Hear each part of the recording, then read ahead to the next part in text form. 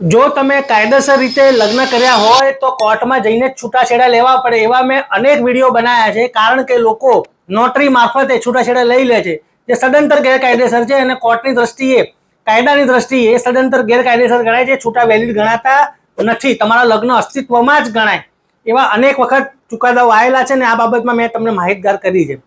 તો એક ચુકાદો નામદાર હાઈકોર્ટે એવો આપ્યો છે કે જો કોઈ મહિલાએ પોતાના અગાઉના પતિને માન્ય રીતે, કાયદેસર રીતે કોર્ટમાંથી છૂટાછેડા લીધા વગર બીજા પુરુષ સાથે લગ્ન કર્યા હોય તો એ લગ્ન જ વેલિડ ના ગણાય, કારણ કે એને આગલા પતિથી કાયદેસર રીતે છૂટાછેડા લીધા નથી.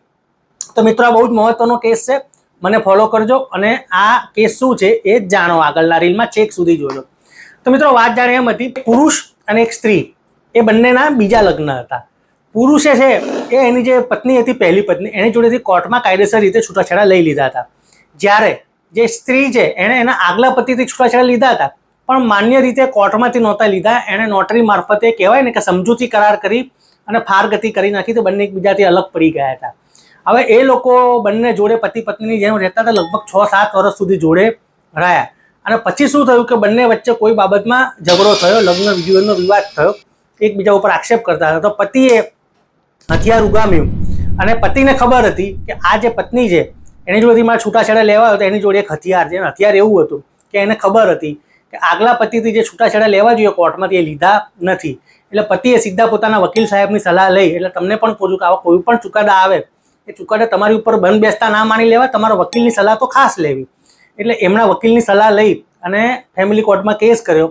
અને ફેમિલી કોર્ટમાં કેસ કરતા ફેમિલી કોર્ટમાં એવો ચુકાદો આવ્યો કે ભાઈ તમે લોકો આટલા વર્ષથી જોડે રહો છો એટલે હવે અમારે તમને છૂટાછેડા આપવા નથી. એટલે મામલો પહોંચ્યો હાઈકોર્ટમાં અને હાઈકોર્ટે એવો સ્પષ્ટ ચુકાદો આપી દીધો કે ભાઈ જે આ સ્ત્રી છે એણે એના પહેલા પતિથી માન્ય રીતે છૂટાછેડા લીધા નહોતા, માત્ર સમજૂતી કરાર કરેલા, અને માન્ય રીતે છૂટાછેડા લીધા હોય તો જ એ છૂટાછેડા ગણાય. એટલે તમારા જે બીજા લગ્ન થયા એ વખતે પહેલા લગ્નનું અસ્તિત્વ હતું, એટલે બીજા લગ્ન ગેરકાયદેસર કહેવાય. એટલે પતિને આ છૂટાછેડા લેવાનો હક છે અને કોર્ટે પતિને છૂટાછેડા આપી દીધા અને બેન હવે રોતા રહી ગયા અને હાથ ઘસતા રહી ગયા. તો મિત્રો આવી કોઈ પણ બાબત હોય તમારા વકીલ સાહેબની સલાહ લઈને આગળ વધજો.